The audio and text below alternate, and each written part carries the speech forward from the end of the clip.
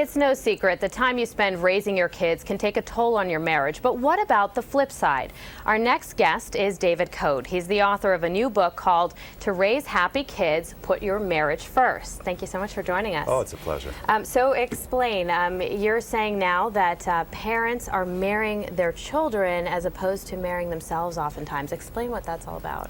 Well, yeah, I mean, in my experience with a lot of parents come to me and they say, oh, my child has a problem. And I find that behind a lot of kids with problems, there is a helicopter parent, and behind every helicopter parent, there seems to be a distant, cold marriage. And I think what happens is couples are afraid of fighting. So instead they flee each other, you know, the fight or flight response. And so when they flee each other, they distance from each other. But it's still, there's all that tension in the household from a fight or flight response. I mean, all that anxiety. And kids pick up on everything. So they absorb that anxiety and then they start to act out. How can you recognize if you or someone you know might be one of those helicopter parents? I think that a problem in your child is probably a wake-up call for your marriage. Because whereas, of course, some problems are genetic and this kind of thing, ultimately the stress or the tension in a household can greatly exacerbate the symptoms. So the simpler that you can keep the household, the more anxiety and chaos free, the better. And the best way you can do that is to focus on your marriage. When the couple are getting along well, that lowers the tension in the household and the kids have less tension to soak up. Is it okay to fight in front of the kids? Because I know a lot of parents say, okay, honey, let's go talk in the bedroom, and the kids sense that something's wrong, but they don't know exactly what's going on. It's much more frightening for the kid who senses that something's wrong and doesn't know what it is and doesn't see it get resolved. That's much more of a problem for the kid than the parents having a huge argument and then, hey, what's for dinner? You know, the kids need to see that you can fight, anger is okay, anger is normal, and then you resolve. It's when something starts and then you leave. The kids sense there's something wrong and they feel worried and concerned about it, but they can't put their fingers on it and they can't articulate it because they're kids.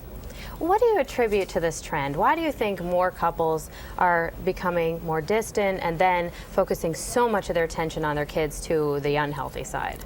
Well, two things. I think Sigmund Freud was a brilliant guy and a great psychologist and gave us a lot of inspirations, but we took Freud and misinterpreted him and took him too far.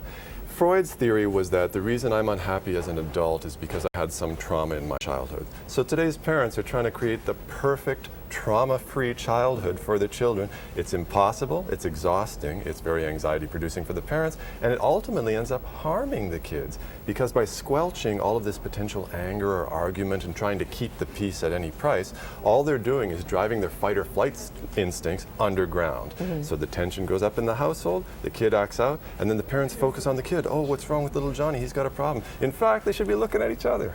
And so what would you recommend as a good first step to assessing the situation and getting on the right road? Again, a symptom in your kid should be a wake-up call for your marriage. That's where I would start. Okay. In a sentence, to raise happy kids, put your marriage first. Okay. The best gift you can give your kids is a happy marriage.